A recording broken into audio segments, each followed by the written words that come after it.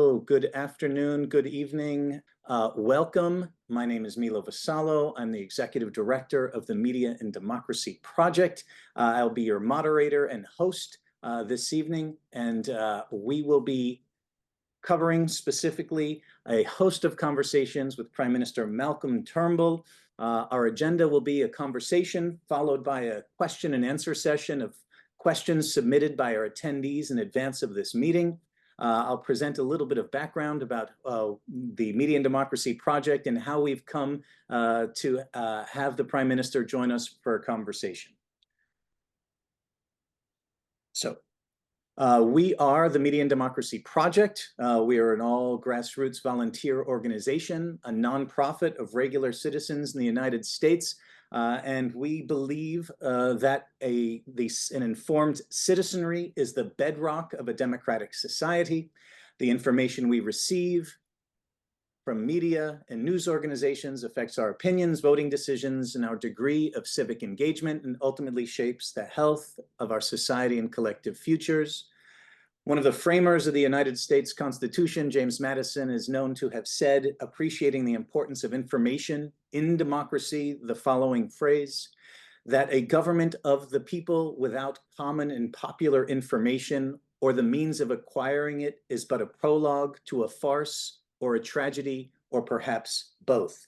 That's a topical observation from one of the founders regarding the intimate relationship between information and the health of a democracy.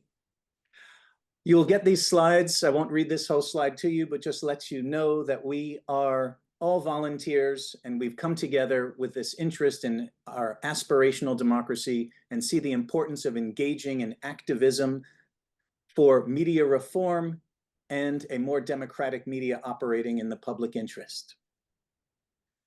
The Media and Democracy Project in 2022 voted Rupert Murdoch to be the 2022 Disinformer of the Year for his roles as the executive overseeing an international media empire with his media assets such as Fox News that undermined American democracy, the trust in the integrity of our elections, contributed to assaults on public health such as undermining vaccines, the wearing of masks in the setting of a pandemic, undermining Ukraine's defense from Russia's invasion, and promoted and permitted on his media properties hatred, racism, sexism, transphobia, and misogyny, and led to the division of Americans against each other. So we see that there is a relationship between these twin problems of democracies that are backsliding around the world and folks that are fed a media diet that underinforms, misinforms, or even disinforms them. We see the relationship of an unhealthy democracy and backsliding, unable to meet the challenges of meeting the climate crisis and implementing necessary solutions. We are absolutely ecstatic to be joined this evening with a thought leader who has become a staunch advocate and vocal advocate for democracy itself, Prime Minister Malcolm Turnbull. He is presently has a fantastic podcast to plug that I think is very important for folks to get a sense of what the moment is that we have a former Prime Minister spending his precious time advocating for something as foundational as democracy itself. He interviews many thought leaders, including one of our heroes, Nobel laureate Maria Ressa, a journalist and staunch ally of journalism in defense of democracy.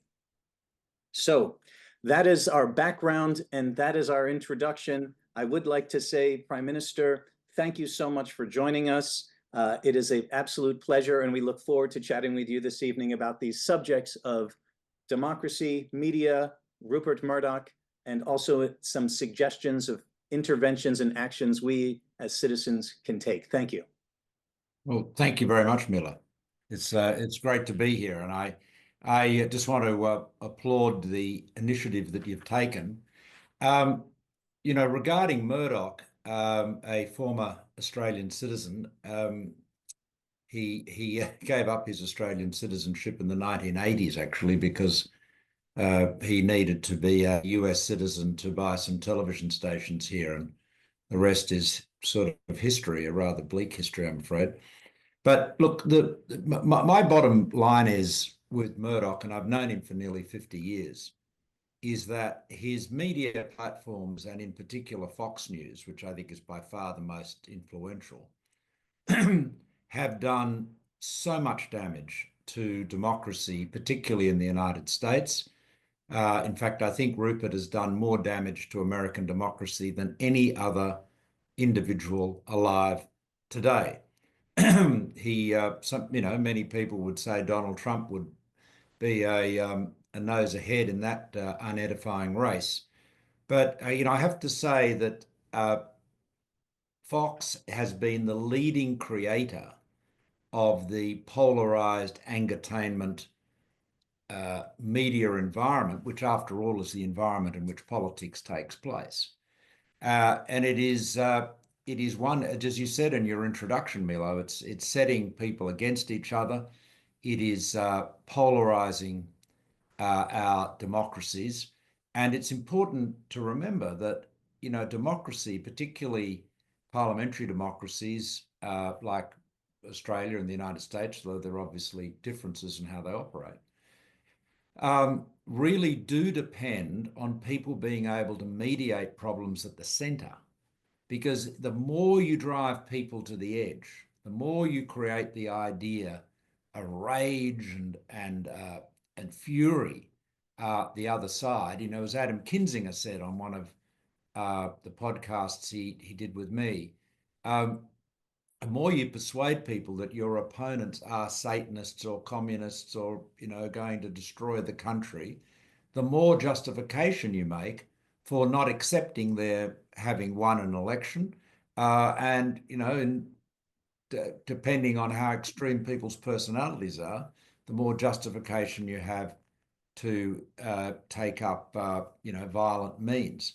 So it is really dangerous what has developed, and you're living with it now in the US, and I mean that's, I guess, the assault on democracy. We can unpack that. The other one that you've mentioned in the highlight here, and it is a significant one, is that Fox and Murdoch more broadly has been I would say, the loudest single voice of climate denialism in the English-speaking world. Now, Michael Mann, who of course is at University of Pennsylvania and has written some very good books about this and spoken about it, documented it. It's hair-raising. Even to the extent that in 2019-20, during the Australian summer, as you may recall, we had the worst bushfires in our history. 12 million hectares were burnt. Extraordinary devastation. Billions of animals killed, we believe. It was the worst bushfires ever. And of course, an inevitable consequence of a hotter and drier climate. It is, you don't need to be a physicist to work out that if you've got a hotter and drier environment, you're going to get more fires. Anyway, the Murdoch media decided that was a bit uncomfortable. So they instead started pushing the line that these fires were in fact not caused by global warming or a hotter planet, but by arsonists. And, this crisis was just immense in Australia. I mean, you have had very big fires in the United States, so you know what I'm talking about. At one point, Sydney, you couldn't see in the centre of Sydney, you couldn't see 50 metres, put it that way. The smoke was so thick. And so the physical reality of that was being denied in the Murdoch media, to the extent that James Murdoch, one of Rupert's kids, actually resigned from his positions with the company. He and his wife just couldn't put up with it any longer. And they issued a public statement to that effect. Anyway, there's so many other things to canvass, but there used to be a time in Australia anyway where to have a broadcasting license you had to prove that you were a fit and proper person. Well, I used to practice law in that area many years ago. you look at Murdoch, look at the extraordinary criminal conduct of the Murdoch newspaper business in the United Kingdom, with all of the phone hacking there, and that some News Corp employees were sent to jail, but they're still paying. They paid billions, over £1 billion in damages to people over that. Just a systematic breach of the law, criminal law. And then, of course, you've got the spreading the biggest and most consequential lie ever told, I would say, in American political history, which is Trump's stolen election lie, which was amplified and promoted on Fox, including the bizarre lies about the Hugo Chavez controlled voting machines, which of course resulted in a defamation settlement of just shy of $1 billion US in the Dominion voting machine case. And we saw from the discovery, from the internal text messages and memos, that Murdoch and his senior people knew what was being peddled was a lie. So they knew it was untrue, but they still pushed it out because they thought that was what their audience wanted to hear. So, this is not a case of a media proprietor who, leans one way or another politically. I mean, that's always been the case, and there's probably no harm in it.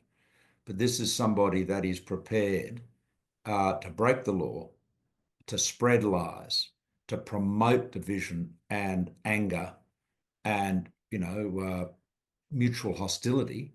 And, if you want to compare what Fox is doing, what Murdoch's been doing, we know what the Russian intelligence services do. What do they do? We know. I mean, it's there. The Soviets used to do it too. It is promote division, turn one group against each other, promote division and anger to destabilize the countries that they regard as their enemies. So what's the difference between what Putin is using, various angles and social media platforms and so forth? What's the difference between what he does and what Murdoch does? It has the same consequence: a divided nation. And as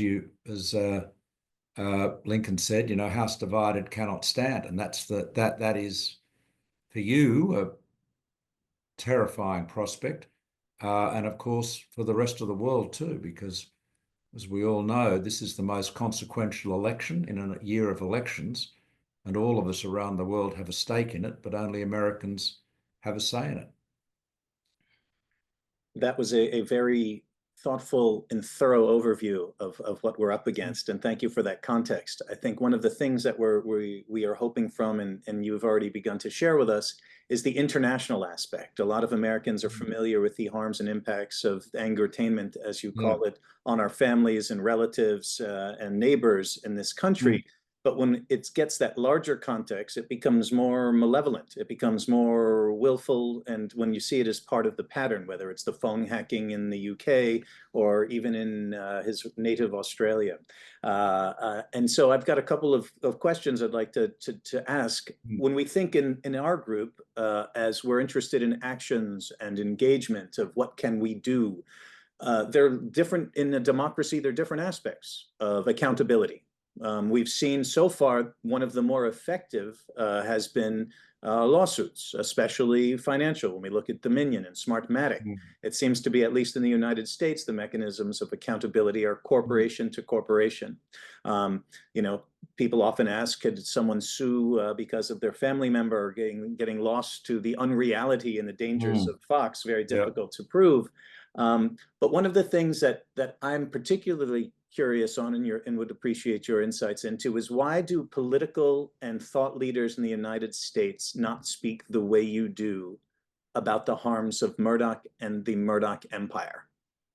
Well, the reason they don't, and very few practicing politicians do, I mean, I did on occasions, but the reality is that in whether it's in the United States or Australia, Murdoch's media is very substantial, they're very vindictive, and they will run a vendetta. Now, you know, there are other like if you criticize Savage, the New York Times, you know, criticize the New York Times, I don't think they're going to have journalists going through your garbage bins and sending private detectives to, you know, follow you around the place to see if you have a girlfriend or a boyfriend or, you know, some other sort of, you know, sub rosa scandal that they can expose. But there have been plenty of cases of that kind of thing being done, including in the UK, by the Murdoch media. They are savage, and people are scared of them. That's, you know, that's the truthful answer. I think that's important for us to hear, because we're here as regular citizens trying to come together and mounting a response to this harm and ongoing threat, and wondering where are the folks, frankly, at the top. And I guess, as you said, they're somewhat afraid to have to deal with be in the crosshairs of the Murdoch empire and be savaged. Both the highbrow and the lowbrow, as I call it. There's the New York Post, page 6, I think, which is looking for scandals and that sort of thing. Well, you see, we've had a camp. Kevin Rudd, actually, who's Labor Prime Minister before my time. Well, I mean, I was during my time, but obviously when he was PM, I was the opposition leader for part of that period. But Kevin started a campaign, you know, called Australians for a Murdoch Royal Commission, to have a royal commission in, you know, Australia, in the UK, and, you know, a lot of the other sort of, you know, British common law jurisdictions, is essentially a government inquiry that has the ability, you know, generally appoint a former judge or a judge to chair it and be the commissioner, and it has the ability to summon witnesses, subpoena documents, you know, all of that kind of thing. Anyway, they're used quite a lot in Australia to examine and investigate big issues and problems. And you know, Kevin got 500,000 signatures, which is a lot in a country of, you know, 26 million people, like Australia, to support that. But there is, you know, I had to regret to say, I don't think there's any prospect of it ever happening. I mean, I and Sharon Burrow took over as co-chairs of the organisation after Kevin became our ambassador in Washington. But the Labor Party, which is in government, is, you know, they don't want to pick a fight. They get bashed up every day in the Murdoch media, but they still aren't prepared to pick a fight with him. And there it is. It is a challenge. So I think citizens groups like this are very important part of it. Very important part of the really the whole exercise of asserting, you know, citizens' democratic rights. There have been efforts in the States to one of the sources of funds that supports the Murdoch enterprise in the United States are cable fees, mandatory subscription fees, the carriage fees that everybody with cable basically intentionally or otherwise does subsidize the Fox and News Corp empire. There have been some small efforts to try and get people to, quote, unfox their cable box, or just cut the cord so they're no longer subsidizing. And so there have been these little movements, basically, if I may, from the bottom up. But there's been really no effort from the thought leaders or concerted efforts to address this, frankly, even in a nonpartisan way. I mean, as you said, threats to climate, threats to democracy are nonpartisan. Yeah, sure. So, sure. Well, I mean, you know, yeah, absolutely. No, I agree with you. I'm curious if you have thoughts on, you know, I think the world who is looking at this obscure court case in Nevada in the United States that is an attempt for Rupert Murdoch to alter the trust, potentially distributing the News Corp media empire amongst his children, who seem to have different philosophies about the future of the organization. Curious if you have any thoughts or perspectives on it feels almost like the smoke signals of the papacy when is there a new pope? There's this super impactful world event happening in complete anonymity, out of the prying eyes or any information.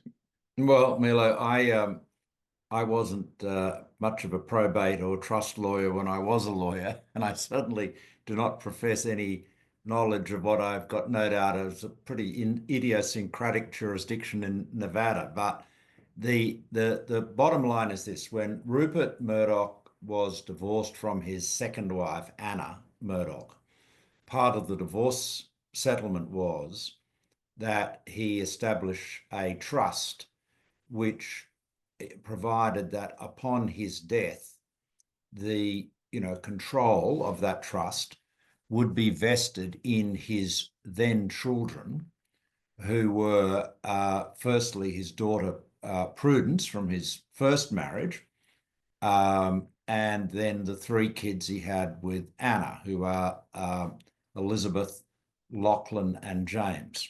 And so those four.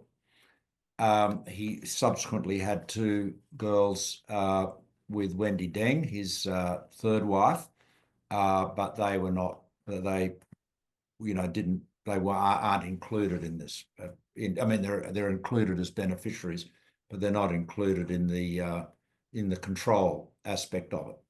So on Rupert's demise, and we have to assume he is mortal, although his mother, Dame Elizabeth, lived to over 100. The control would be vested in those four kids, who are obviously very much adults.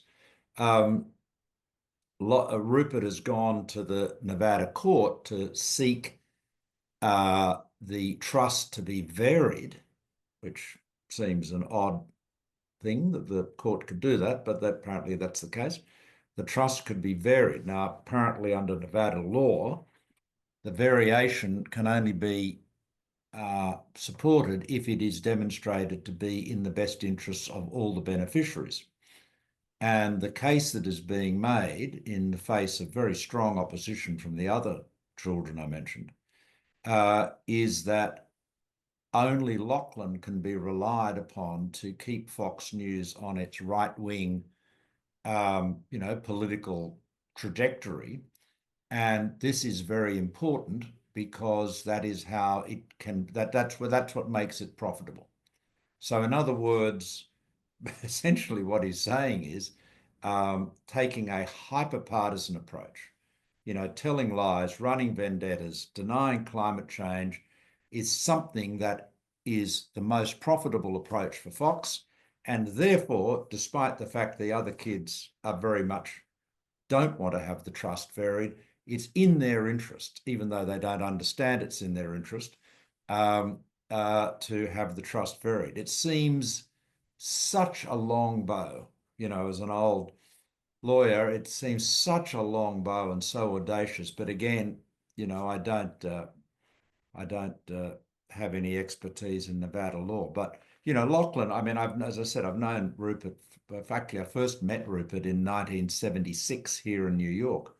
So that's nearly 50 years ago, and I've known Lachlan for 30 odd years. He is, if anything, more right wing than his father, and they believe they're on a winning. They've got a winning formula, and you saw this with Dominion voting. I mean, you don't have to speculate about this stuff.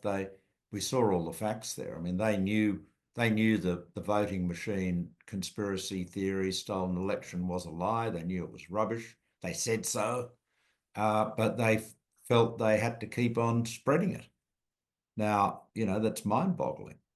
But the difficulty is this is not just telling lies about something that's not very consequential. That creating that atmosphere. Without that atmosphere having been created, not exclusively by Fox, but in large part by Fox, you wouldn't have had January 6th. Right. This is the point Kinzinger's made. If you persuade enough people that their government has been stolen and that their government is illegitimate, the supposed government is illegitimate, why are you surprised if they get angry about it? I mean, after all, the American Republic was founded on a popular uprising against illegitimate government. You know, that's your foundation myth, or it's not myth, you know, your foundation story. Right. Right. Thank you for that reflection. I'm going to share with folks not familiar with the effort that I mentioned, that the Media and Democracy Project, this citizens group, has asked the Federal Communications Commission of the United States to hold a hearing whether Murdoch and Fox television stations should be granted relicensure for several of their local broadcast TV stations, based specifically on the information that as broadcasters on their other properties, specifically Fox News, as the Prime Minister mentioned, it was clear that they knowingly enabled and advocated for the broadcast of lies throughout their media network. And we believe that that is worthy of a hearing at the FCC, with the potential to deny them relicensure of some of their local broadcast TV stations. This is a bipartisan effort. For those who are not familiar with it, it is important that the Republican FCC commissioners have joined this effort, and some of the lobbyists who actually worked with Rupert to build Fox have joined this effort, feeling strongly that there must be some accountability with democracy on the line to join this important pro-democracy effort at the FCC. I'll be sharing that link with folks so they can learn more about our effort, potentially sign on. That would be helpful. But Mr. Prime Minister, if you'd reflect on that specific effort that I just mentioned, that we're doing our best to use the Dominion specifically to challenge the character qualification of them as licensees for at least their broadcast TV station. I think it's a very valid endeavor, and I think you've got, you know, the evidence there in black and white. I mean, this is a situation where they knowingly spread falsehoods, right? And they can't say, you know, it's just an allegation. I mean, I think they shelled out over $800 million in damages. That's a big check to write. You've also got, I don't know whether it's, I mean, in terms of the, you know, no question who controls Fox. When you look at the events in the United Kingdom, which are all, you know, have been amply documented, and, you know, whether, I mean, actually Prospect magazine, which Alan Rusbridger now edits, has recently published some good, you know, summaries of all of the evidence and the history there, but it is massive. I mean, the phone hacking was an extraordinary exercise, and as I said, and they're still paying for it. So there's a yeah, I mean, if fitness and propriety to hold a broadcasting license is an issue, Murdoch has a lot to answer. So it's a very, very legitimate line of attack. Absolutely. Thank you. We've managed to get 25,000 citizens to sign on in support of that petition as well, and in support of the effort. So saying thank you for your reflections. Before I pass over to my colleague Holly for some of the questions submitted by our attendees, I've got one kind of, it's almost a personal question, just not, have they no sense of decency? Using that famous piece of American history back in the McCarthy hearings, when someone has just gone overboard in terms of beyond what is the pale. I mean, these are educated people. They must have some concept of the impact of their legacy on the planet, on even if it was purely a business decision. If American democracy collapses, so will the stock market, so will their portfolios. I mean, it's just, I don't understand the psychology. If you could give us the armchair psychologist assessment of, like, how is this possible at this point?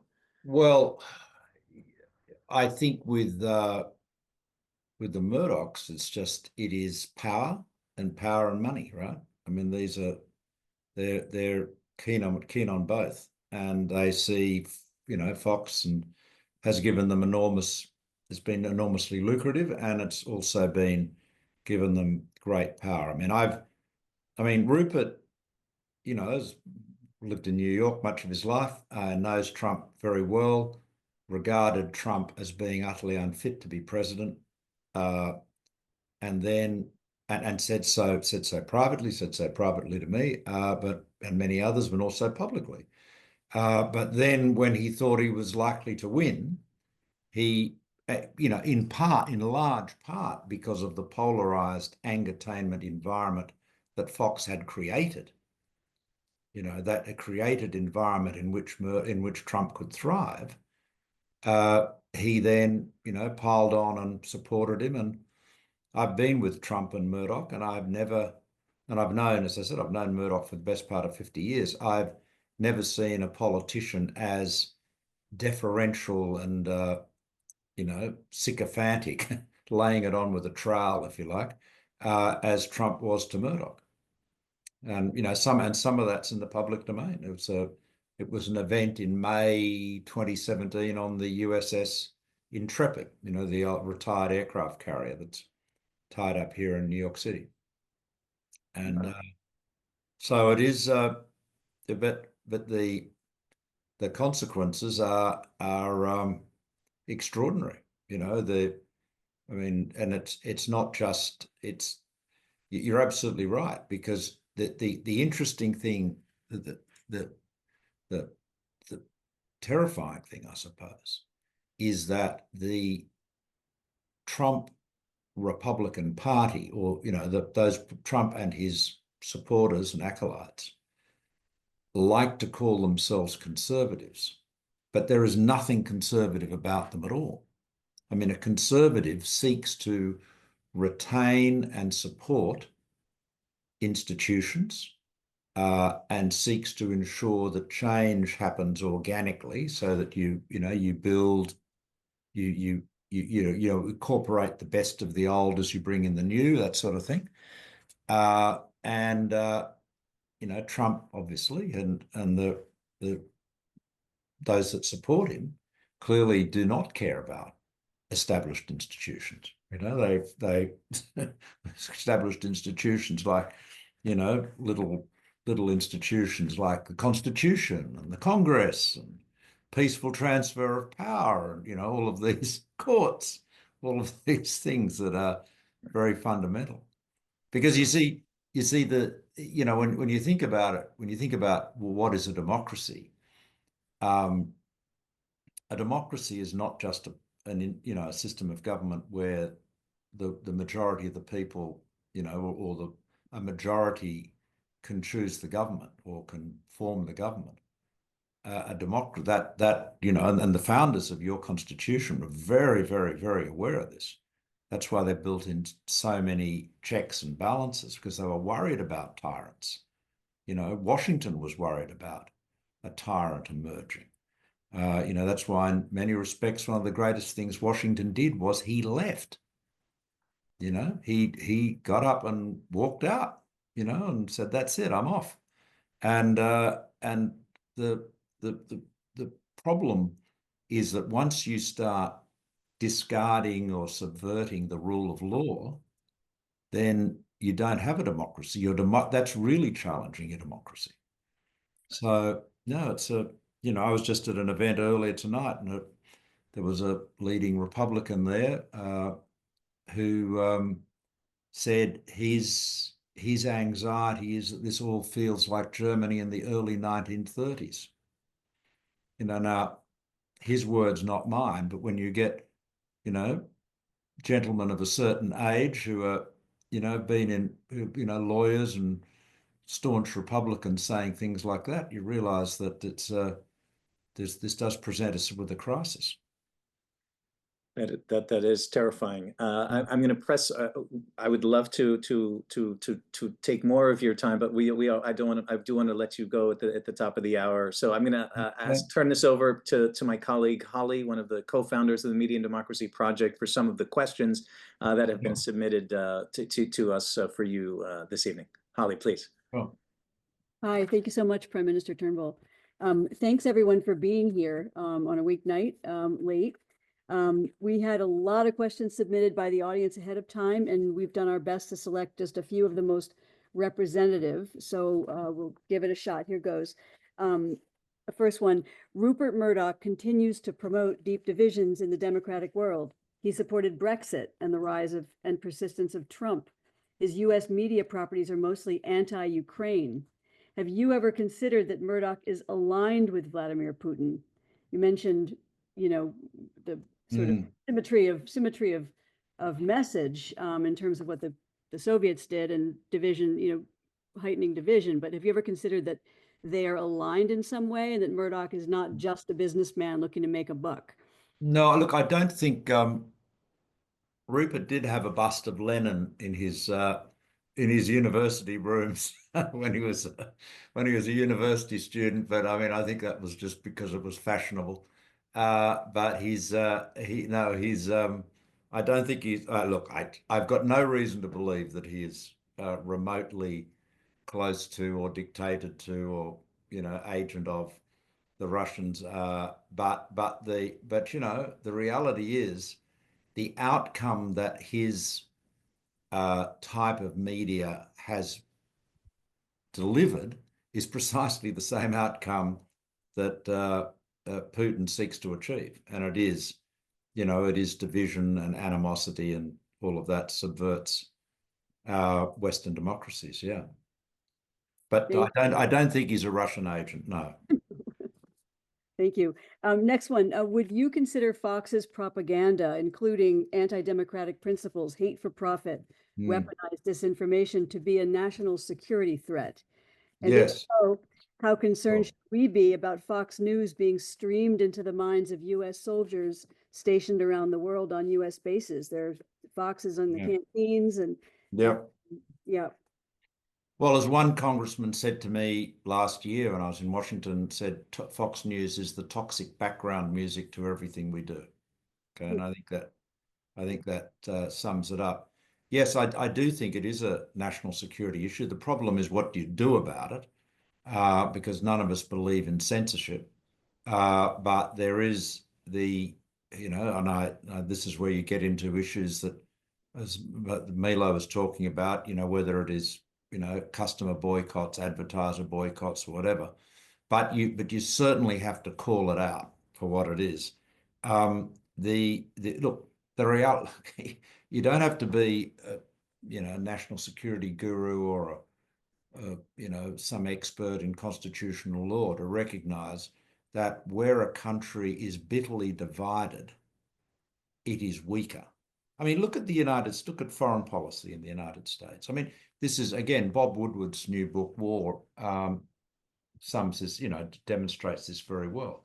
I mean, one of the challenges, the United States presidents have typically been able to get, cross-party support on major, foreign policy agendas. And looking at the United States from, our end of the Pacific, we've historically, before Trump, you didn't feel there was much difference when you went from one president to another. Obviously, there were, could be big differences in domestic policy, but there was a lot of consistency in foreign policy. Now, the idea that you've got a substantial and influential wing in the Republican Party, possibly including Trump himself, certainly including J.D. Vance, who basically want to let Ukraine be, taken over, defeated by Vladimir Putin. Staggering stuff. And, what message does that send to other tyrants, particularly Xi Jinping? What message does it send there? And it's not just a question of being weak. It's a question of, in many cases, they appear to want him to win. So, terrifying. Yeah, it is terrifying. Thank you. So leading into talking about censorship and the Fox on military bases, one questioner sent in, is our First Amendment a suicide pact? What can a country with strong free speech protections do to curtail the murder? Yeah, it's a really good question. Emily Bazelon, who I'm sure many of you know of or know perhaps, is an outstanding journalist who writes in the New York Times. And she wrote an essay in the Times Magazine a few years ago in which she said, we have always justified the First Amendment, and right to free media and free speech, on the basis that in the marketplace of ideas, the truth will prevail, but yet we are drowning in lies. And I think that is the proposition that the truth will prevail, the better argument will prevail, is a bit idealistic and contrary to experience. I think historically, curated media, as in what we might call mainstream media, had operated with a higher degree of responsibility, although there are plenty of cases where that's not so. But certainly in the broadcasting sphere, because you had the fairness doctrine and you had fit and proper requirements, you had more responsibility. We are now in an environment where both in politics and in the media, lying has been, and rabid partisanship has been normalized. So it's it is a challenge, but censorship's not the answer either. I mean, ultimately, it's about responsibility and character. I mean, one of the things, so in some respects, Murdoch has more media in Australia as a percentage than he does here. Although I think Fox is pretty unique in its influence in any jurisdiction. But one of the advantages we have in Australia, we've got a couple of advantages. And one of them is we have a national public broadcaster, the ABC, which is, like modelled on the BBC, which by statute has to be accurate in its reporting of the news. That's in the Act, in the legislation. Secondly, and I think even more importantly, we have compulsory voting. So everybody, we estimate 97% of Australians over the age of 18 are on the electoral roll. And at a typical election, about 93% will vote. Now, of course, there are some people who are overseas or sick or whatever, so you're never going to get 100%. That's very important. So you don't have to run off to the right or the left to fire up your base to get them off the couch to go and vote. Secondly, we have ranked choice voting, what we call preferential voting, and we've had both those, preferential voting and compulsory voting, for 100 years. But they combine to sort of bring the political debate more to the centre. So I think we've got institutions, electoral systems and political institutions matter, and they tend to bring us more to the centre. So that is a bit of an antidote to the crazy stuff that does get pushed in the Murdoch media in Australia, but not, I would say, as wildly as it is here. Thank you. I think we have time for one more, probably. Yes, probably one more. So yes, given the Murdoch media and the reflections you've shared, and also that Trump may present as much of a danger or a threat. The final question is about Elon Musk kind of coming up fast with his platform. So the question is, how do you view Elon Musk's influence in the world's media landscape and on democracy on X, and especially given his relationship with the Murdochs, for example, being spotted at the Super Bowl with Rupert last year and James Murdoch on the Tesla board and so forth. So yeah, well, I mean, Musk is he's in some respects, he's like a Bond villain, isn't he? Sort of wants to take over the world. And I mean, on the other hand, he's been an extraordinary innovator, whether it's with, his rockets or electric cars and so forth. But look, X, formerly Twitter, is now just a unmoderated, unmediated, cesspit of extremism, and people, I have an account on X. I have obviously had one for a long time. But do I rely on social media channels to get my news? No, I do not. But a lot of people do. And it's this angertainment. You see, you see, whether it is an editor at Fox News that is deciding that riling people up is the way to get the most ratings, or whether it is an algorithm that is doing the same thing automatically, it has the same consequence.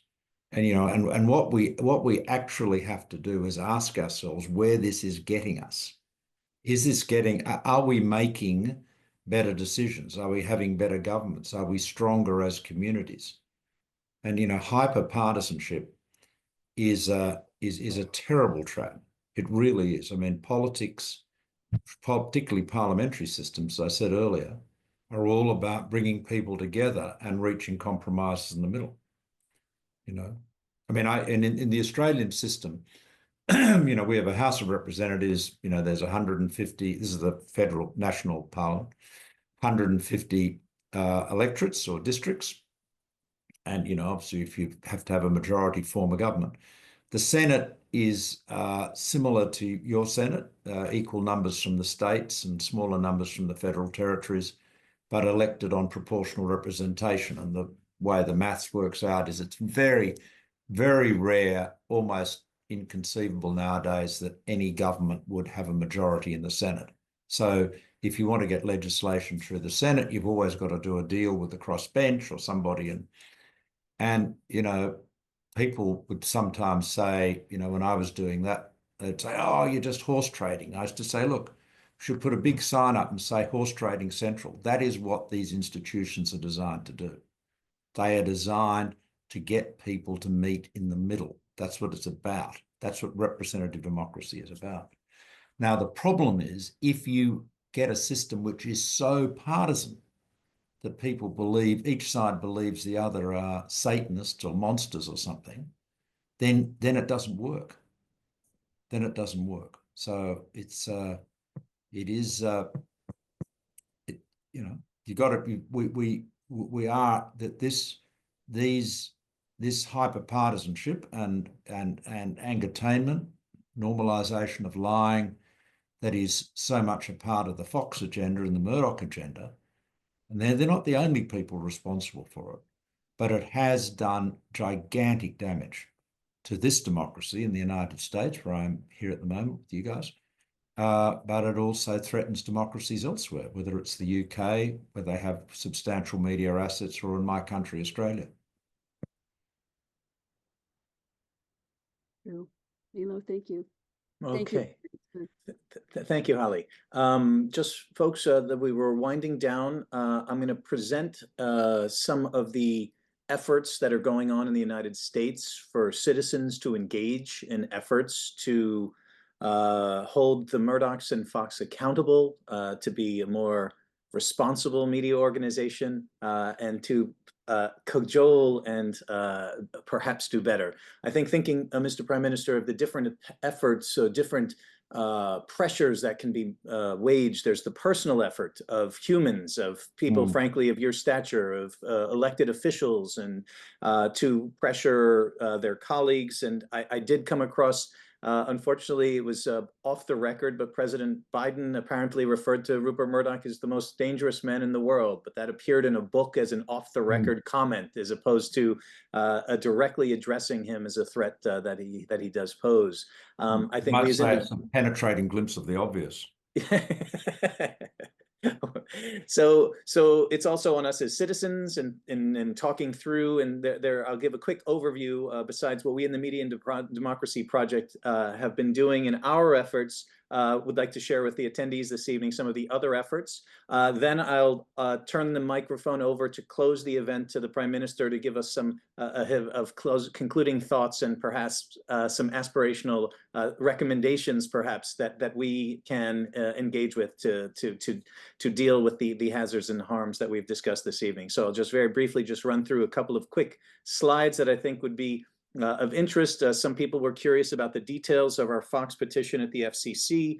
This is an overview. You will get these slides sent to your email just so you can review this. This is regarding our effort at the FCC, signed not only by Republicans and Democrats, but 20 leaders, but also 25,000 regular citizens endorsing our effort. And so you're welcome to join us as we build some momentum to this cause.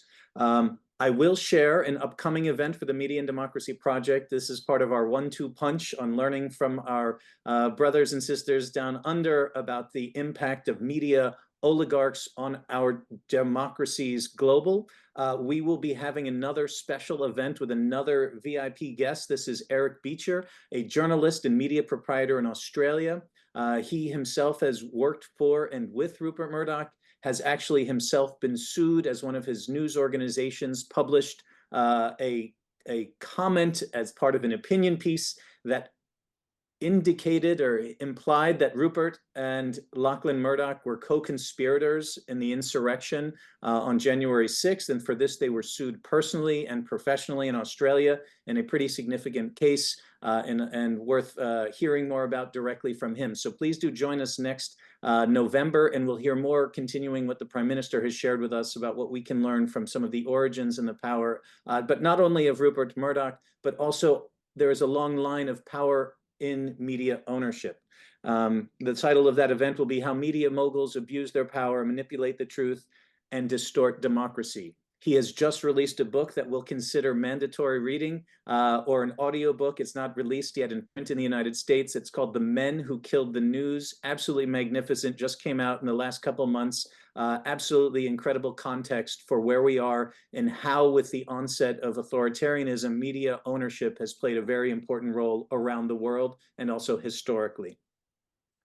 We, as the Prime Minister mentioned, also see that journalism positive solutions. So this isn't only what can be done to deal with the harms of disinformation from propaganda enterprises such as Fox, but also to support local news and journalists. And in my preparation, Mr. Prime Minister, I learned that you yourself began as a journalist. And I do wonder if one of the reasons you're particularly attuned to the impact of media on democracy is your origin story. Care to comment on that observation? Well, I worked as a journalist and had editors as a young journalist, including one of the greatest newspaper editors of all time, Harold Evans, who was the editor of the London Sunday Times. But I had editors who, took facts seriously and insisted that stories be stacked up and sought to enlighten and obviously entertain as well. But it was what you might have called, it was in the days when there still was reality-based journalism, and that's one of the things that is being challenged, and Fox is a good example of that, as I said.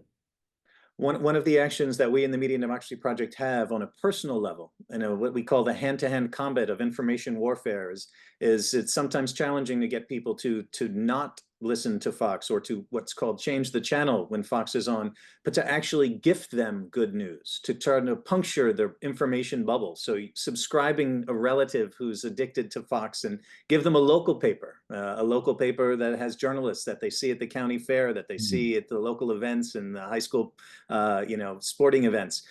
So we share with you this evening some of our suggestions. It should be, yes, we should focus on these factories of disinformation and angertainment, and we will continue to do so. But we're also engaged in some of the solutions. And your observation about that a strong public broadcasting system is actually part of the antidote to a stranglehold of right-wing information.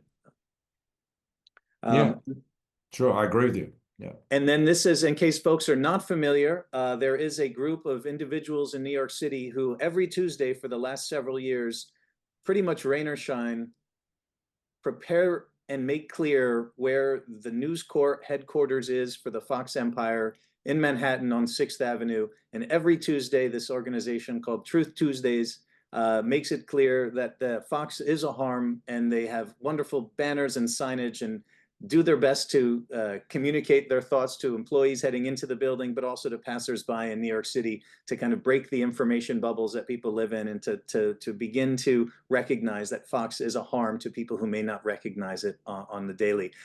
So folks, if you're in New York City on a Tuesday, Truth Tuesdays.org is certainly a place you can look at their website and join them in their efforts from a grassroots effort to call attention to the harms of the Murdoch empire. There are some readings. You'll get these slides if you'd like to learn more. The Brainwashing of My Dad is a fantastic documentary written by a woman who's chronicled the loss of her father due to right-wing information and propaganda, including Fox. It's a streamable. There's a book that she's produced with some actions. There's a free documentary on YouTube called Outfoxed, Rupert Murdoch's War on Journalism. It is a 20-year-old documentary that is as timeless as ever by Robert Greenwald. It is free, produced by a wonderful director and publisher, Robert Greenwald. And then a book if you're looking to get an additional insights into the history of Rupert Murdoch's media empire and career in the news business. David Folkenflik has written a wonderful book called Murdoch's World, The Last of the Old Media Empires. It seems maybe the title is a bit premature if indeed Rupert is able to reconfigure the trust into Lachlan's name, but it is a wonderful book and excellent context. I will share some of our socials. You're welcome to follow the Media and Democracy Project in our actions. And with that, I will stop the slides and ask and thank the Prime Minister for his time, his insights, his advocacy for democracy, and would love to hear some closing words that you'd like to share with the group in support of our joint democracies. Well, all I can say, Milo, is to applaud the efforts that you and your colleagues and your supporters have undertaken. There is nothing more precious than our democracy. That in each of our countries and in other like-minded democracies, this has been an enormous achievement in some respects against the weight of history, but we cannot take it for granted. And just whether you're looking at the America of today or the America that Abraham Lincoln surveyed in the 1850s in his famous Lyceum speech, the greatest threats to our democracy are not on the other side of the border, they're within. And that's why I think that it's fair to say that Murdoch and has done more damage to your democracy and to the democratic cause worldwide as a consequence than any other individual. And it's our democracy, it's not his, and we've got to stand up and defend it. Thank you for that. Thank you to my colleagues in the Media and Democracy Project. Thank you, attendees. Hopefully you feel inspired and will take the Prime Minister's words with us. Please do join our citizens' efforts and share with us your efforts. Thank you all, and good evening.